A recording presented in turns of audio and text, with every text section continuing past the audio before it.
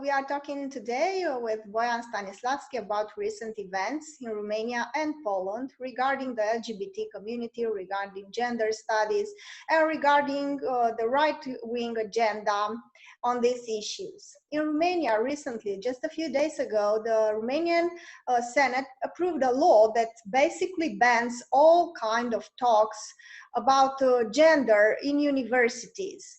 What is interesting to see is that in universities and all other spaces destined to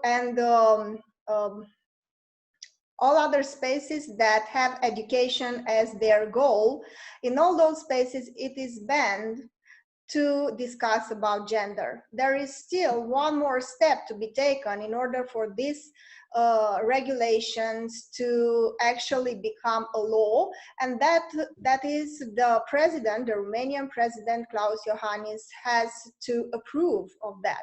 If he doesn't approve, he has the possibility to send back this law into the parliament for further debates. What is interesting to see here is that there were no debates, there were no consultations, there were no discussions with the academic environment, and this kind of law took us all by surprise. There are a lot of things that need to be debated here, starting from the point where you have a Romanian senator that did not consult, did not have any idea about what gender studies or gender actually means, but he was influenced by a highly and a very famous Romanian intellectual. Papa Hagi is his name. He was the one that influenced this senator, and he was the one that basically said that this type of gender ideology is sexo-Marxist. Sexo-Marxism is a term that was coined by Romanian conservatives, by right-wing intellectuals, to refer to left-wing progressive movements such as LGBT or such as feminism. And from what I gather, President Duda, that announced his presidential campaign, said that LGBT propaganda is as worse, as dangerous as the communist propaganda in Poland. From what we've seen so far, as we discussed with other occasions, there is this sort of conservative international movement or something like that. What's your take on these issues, Boyan? I think that definitely there is a lot of, we can see a lot of coordination when it comes to the international right wing. We can see that they are trying to stand as united as they can, and that at the moment they seem to be gaining power, and maybe not power but gaining momentum. And from the literature and the analysis that I read about these kind of movements, especially the most recent ones, they are coordinated particularly by certain figures, very rich and influential figures in the United States, who are prominent members of the extremist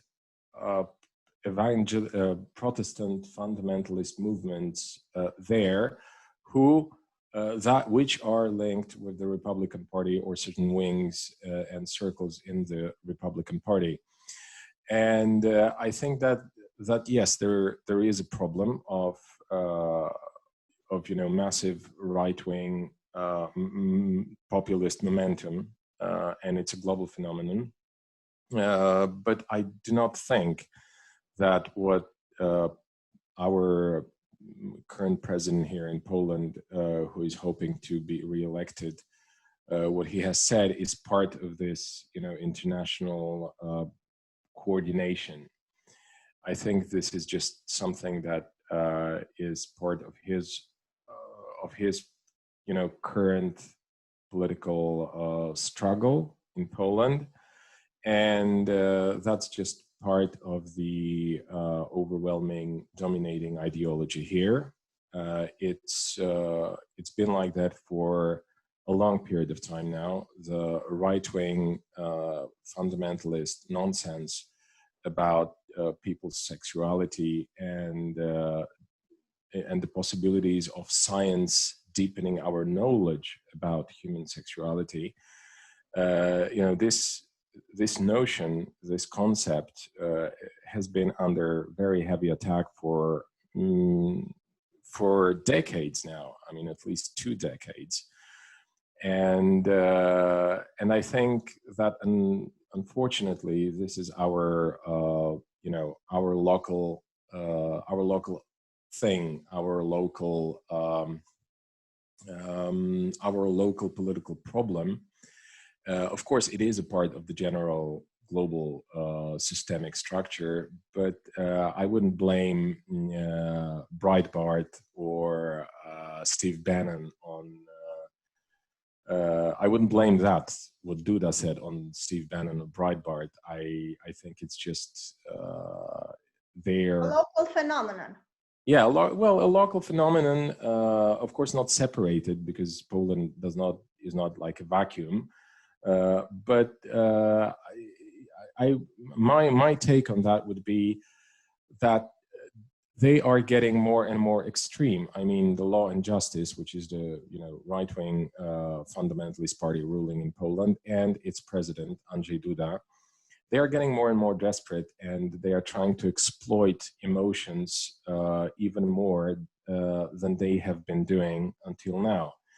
In general, the entire period of rule of Law and Justice, and I'm talking here from 2015 onward, is until now, and before that, in 2005 and 2006, this was a period marked basically by trying to substitute politics with some kind of emotional disbalancing of society. I've said that before, and I will repeat that because I think it's very important, and this partially explains why people like Andrzej Duda or other prominent politicians, because it's also important to mark here that okay, Andrzej Duda said this, but also other politicians have repeated that before and after his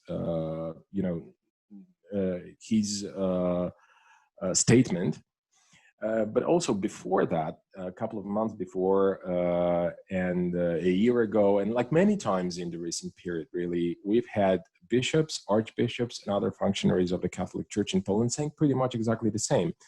Not using exactly the same words, but I can pretty well remember how the Archbishop of Krakow, which is the second biggest urban center in Poland, uttered a complete nonsense, very insulting one against the LGBT, calling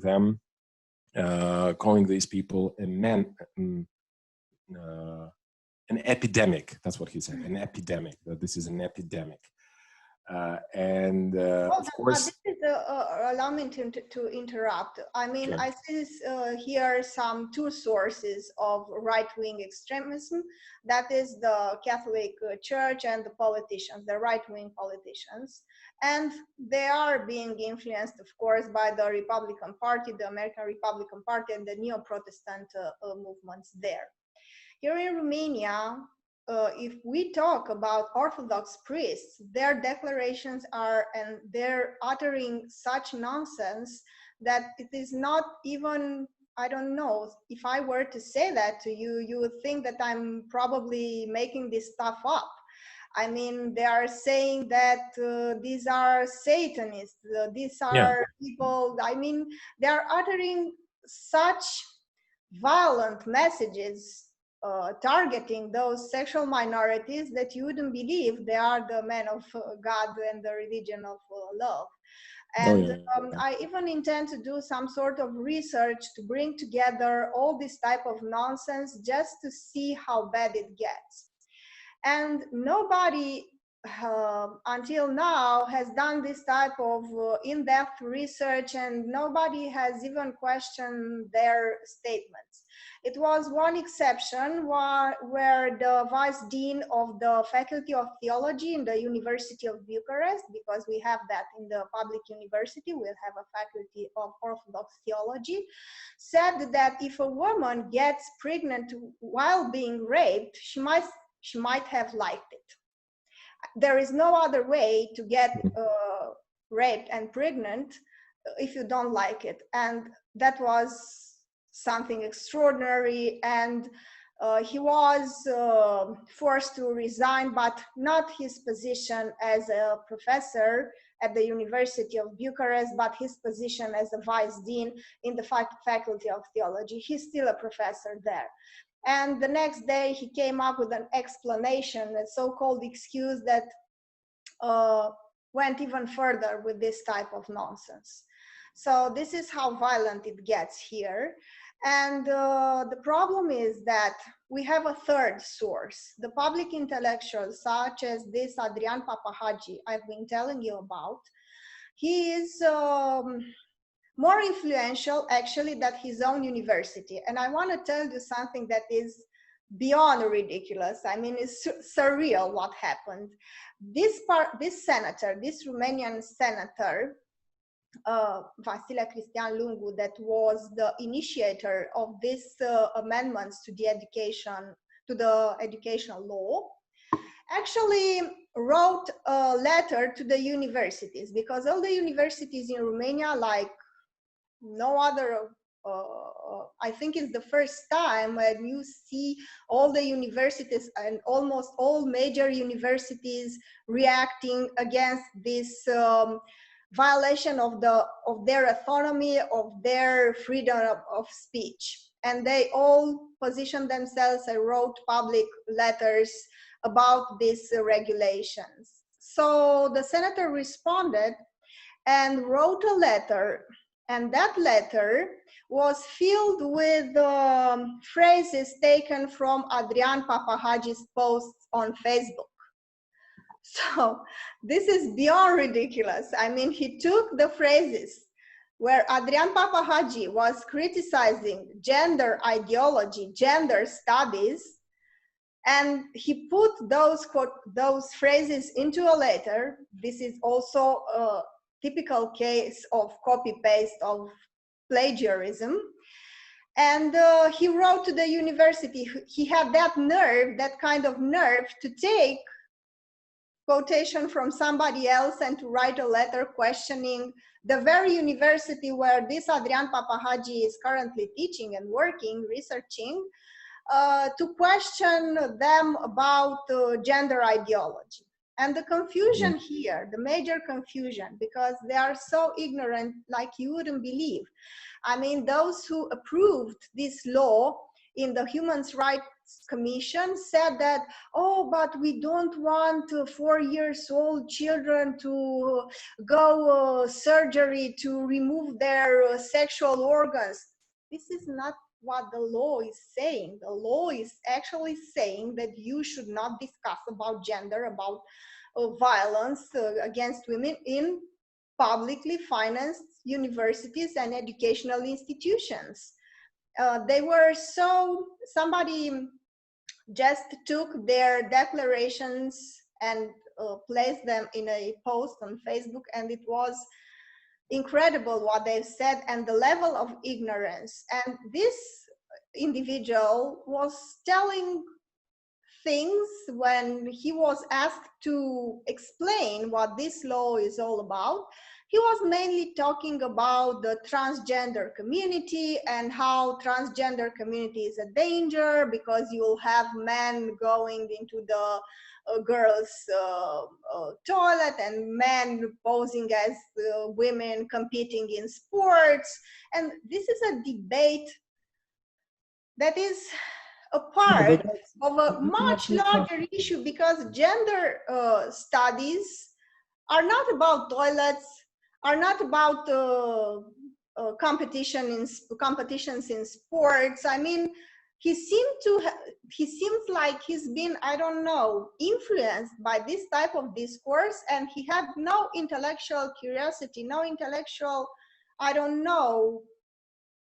he didn't want to see and read for himself what this type of gender studies are all about. And now what is even more frightening is that we have university professors that are very conservative and very right-wing politically. And they said that gender studies are pure ideology, and that they are the people who work there and propose that are some sort of parasites of the universities that are, I don't know, feeding on this type of ideological nonsense, and that this type of programs should be banned from universities. So this is the current situation here. So we have three sources. We have the priests, we have the politicians, but then we have public intellectuals. And unfortunately, the vast majority of our intellectuals are right-wing, and they are being always, I don't know, interviewed by the mainstream press. They hold very influential positions, and somehow they feel threatened, but by what it seems to be very marginal and very vulnerable people. This is the hypocrisy and the problem. I don't know what's the situation in Poland, but it seems like the intellectual landscape is more balanced there. I mean, I think you have more left-wing intellectuals that are in the mainstream press, or am I wrong? No, unfortunately, you're wrong, and that's a very big problem, because the lack of balance is absolutely obvious, and the right-wing domination and the right-wing perspective is, prevailing. I wish we had at least a few courageous and consistent left-wing intellectuals or influencers or commentators. People. I think in Poland the situation is even worse than in America, where the left wing and in general is demonized as a notion, right? And I wish we had people like Cornel West, or I wish we had people in the show business industry like Jimmy Dore. I wish we had journalists like Aaron Matei. I wish we had outlets like the Gray Zone. I wish we were at least a pinch closer, to this kind of standards, which are, bad in the first place from our point of view. But unfortunately, we don't really have any left-wing voice in the public space. Nothing that I would at least I would consider to be a consistent left-wing position. We don't have that. But on the other hand, the situation here is a little bit different from Romania in the sense that, as I explained in our previous conversation, the church, trying to secure its place in the new regime after 1989, they have already started their campaigns back in late 80s in Poland. And by then, the society was still much more egalitarian than now, and was much more open-minded, and was definitely against any kind of fundamentalist ideas. So, the church started that, but it was met with a lot of resistance in the society. And this resistance lasted until, late 90s, really. Despite all the anti-communist hysteria, despite all the fundamentalist hysteria, despite the growing position of the church, despite the right-wing agenda being enforced on the society, despite the civilizational downgrade that Poland went through in the 90s. What happened in the 90s, and we can still see the effects of that, is that we had this major clash between, by then no one called it that way, but we could put it in these categories, in these words today, the forces of progress and the forces of, the retrograde fundamentalist forces. So we had this clash, and we had this war, ongoing cultural, one could say, although it's also political, but that's how it's interpreted, mainly as cultural war between a certain segment of the society and the church, which of course, gained momentum and also mobilized certain percentage of society in support of their fundamentalist ideas. And I think now the proportions have changed. Now the situation is just much more favorable for the church and for the right-wing politicians. And thanks to everything that was enforced on the society and on the state during the 90s, including ideologically in the ideological aspect, this bears fruits today. So that's why today, thanks to all this tsunami of right-wing propaganda and this tsunami of fundamentalist propaganda and this hostile attitude towards the left, we are left today with almost no left, and we are, and the public sphere, the public space is full of all kinds of right-wing nonsense, and this is why today these people feel comfortable saying these kind of things, like Andrzej Duda, and still, thanks to the process that took place in the 90s, and thanks to this resistance that started already before 1989 against the church, against the church's action. So we still have some people, trying to defend. Well, I will not say left-wing ideas, but they will try to defend the kind of notion of Poland not being a theocracy, Poland not being a state run by the church, be it administratively or ideologically. So what I want to say is that we do have influential people and we do have intellectuals also who, despite not being left-wing, will still oppose this absolute nonsense. So from that point of view, I guess you could say that the situation is a little bit better than in Romania, but it's not necessarily going to last long.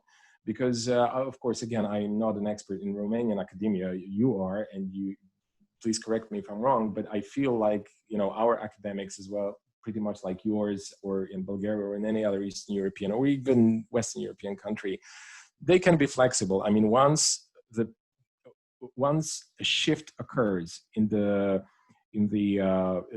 dominating ideology of the ruling class, more and more people, including influencers, intellectuals, they start to adapt to that. And I think we see the process of that. So there is less and less people who are prepared to aggressively defend the non-theocratic order. And there are more and more people who are getting more and more aggressive and more arrogant in their postulates. But there's one thing that I would like, there's one more point I would like to make here, because that's true. That's absolutely true, that the overwhelming power, the overwhelming grip of the right wing on the public sphere, on the public space, is obvious. And it's true that more and more people are making more outrageous and absolutely insulting, unethical, immoral statements regarding the LGBT community, regarding women, regarding children, regarding everybody who is not a straight, white, healthy, and rich male. That's true. That happens. But I want to emphasize on one important thing here. It's not the society that has actually produced these people and put them in power, because many people in the West, especially, they seem to view our societies, not necessarily Romanian or Polish, but in general the Eastern ones, the one from the former Eastern Bloc, as somehow worse than those in the West, because they don't understand this liberal ideas. They are more conservative, more racist, whatever. That's not true. It's the other way around. I mean, the ideological mechanism embedded in the transition to capitalism throughout the 90s and throughout the first 2 decades of the 21st century produced these people, and at the same time, propped them up all the time. They have been propped up for the last 3 decades, and at the same time, people like myself, people like my colleagues, my comrades from various organizations, we were shut up or laughed at every time we were trying to say some, nothing revolutionary Marxist, okay, just social democratic ABC. And we made that point. We have been making that point many times. That look, this what you call peaceful transition, and claiming that everything is okay, everything is perfect, everything is going into exactly the direction that you were expecting it to go. It's not the case. Like, take a closer look, and you will see that at the end of that road, there is something like fascism, like proto-fascism, like right-wing extremism, and so on and so forth. And this scenario that we have been talking about for many years is now playing itself out, okay? And if there are segments of society, and there are, that fell for this ideology, okay, now we can discuss for what reason did it happen. If they are really convinced that there is some kind of LGBT specter haunting, the families and the church and so on and so forth, or they have done it for some other reason. But yeah, okay, a part of society did somehow, accept that kind of point of view. But I want to make sure that the public consumes this idea and this interpretation and this analysis, that it's these politicians who are making these idiotic, moronic statements. It's these influential people in journalism, in show business, who are making these insulting, absolutely retrograde and horrific statements, and putting, elevating these sort of nonsensical, dangerous ideas to the mainstream. They are those who are to be blamed for creating an actual climate in the society for these ideas to take ground, okay? Well, we have to fight back. I think this is a minor step, but we have to do something, and this is what I've been trying to do. I mean, spreading the word out and trying to have a debate about it. I mean, I think our politicians use a minority, the transgender minority, just to find an enemy, a useful enemy to divert the public's attention towards, this minority, to make them look like worthy warriors that are coming on a white horse with a golden sword in their hands, trying to save us from these people. And this is so bad on so many levels. I mean, you could have whatever problems you may have with the trans community, okay, but this is what the politicians are doing. They are singling out this minority, and they are making them even more vulnerable just to take a part of the public arena, because this project was initiated by the Romanian populace who shook hands with the Romanian Social Democrats. Why? Because the first party, the PMP, the party of the ex-president Traian Băsescu, is now nobody takes them seriously. So this was a way to promote themselves as those worthy warriors that I've been telling you about.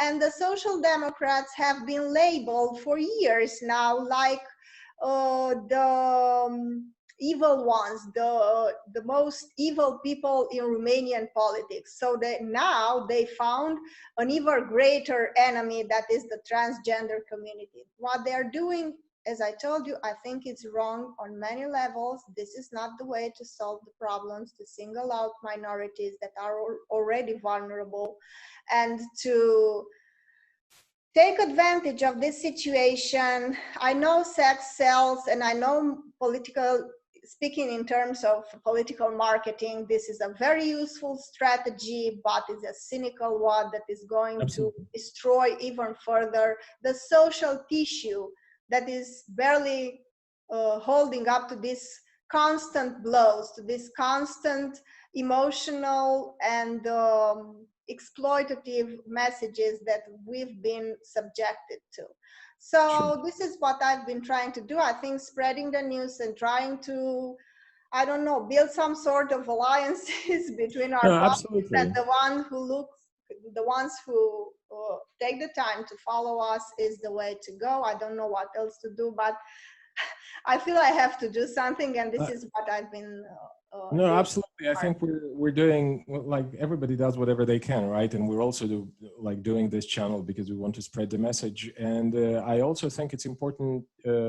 at least that's how I perceive our work and the importance of our work, is that we are also giving a little bit of a broader perspective, because unfortunately that's a big problem with the, with the media in general, internationally, is how they explain or how they portray or how they describe the, such incidents that we're discussing right now, in a completely contextless manner. And I think it's important for us to actually give that kind of, to provide context for these news that people are bombarded with. And of course, the news are horrific about, what Andrzej Duda said, what, some nationalists have said, what your church is doing, what our church is doing. That's true. But I really care that people understand that what is happening right now is not an incident. This is not an isolated, this is not cancer. This is not something that occurred as as an illness on the healthy body of the Polish politics, Polish state, Polish society, Polish culture, and is now terrorizing everybody. That's not, I mean, it's true that it is terrorizing, and these ideas are terrorist, but that we are in a period of certain going beyond the capacity of the order that was installed in Poland after 1989. I mean, all the resources, the entire capacity of that project is already, it has been used. So now there's nothing left to use. So they are emotionally exploiting us, because they cannot really offer anything else than that. So they will. It's not so much about what you said. It is in Romania that sex sells. Here, it's rather that fear sells. It's rather fear porn than real porn. It's just trying to scare people as much as you can in order to get their votes. And they are trying to pretend that we are in some kind of situation of war between, the good old traditional family values and so on and so forth, and some kind of specter, that is coming from so many places. I mean, it could be coming from the West, it could be coming from the European Union, it could be sponsored by, I don't know, Swedish and Finnish LGBT circles. I've heard that theories, not only here, but in Bulgaria as well. It could be coming from Russia, it could be coming from anywhere. But the bottom line is that Poland is a besieged fortress, and that this fortress is besieged by people holding rainbow flags coming for your children. I mean, this is such a nonsense. This is so ludicrous on its face that, try to think in what kind of mental state, in what kind of cultural state, what kind of downgrade these people have to have gone through in order to accept such a grotesque explanation, and I'm putting it in inverted commas, reality, okay? So I really think it's very important for everybody to understand that we are not only fighting these politicians and trying to, substitute them with some other right-wing politicians who are just a little bit more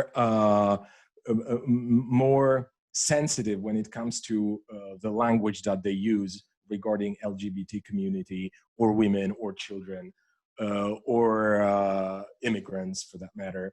We are trying to change the architecture of the system that produces these kind of processes and is destined to produce them every once in a while, once the politicians, the ruling classes, the filthy rich run out of the resources that they normally use as instruments to keep the class balance. Now, the good element of the maybe the positive, I don't know if it's optimistic, but it is an element of change. So in a certain sense, it could be interpreted as optimistic, is that I can see, and that's of course my subjective interpretation, but I can see this order coming to an end. Now, I don't want to say that what's coming afterwards is necessarily much better or better at all, but it seems like this architecture is exhausted, and not much more running around and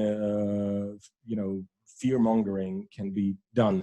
And I think that Andrzej Duda might simply lose the campaign and might lose the elections in result, because unlike many people fear, there isn't really so much of potential for responsiveness in the Polish society for such aggressive attacks against be it LGBT or women or anyone else.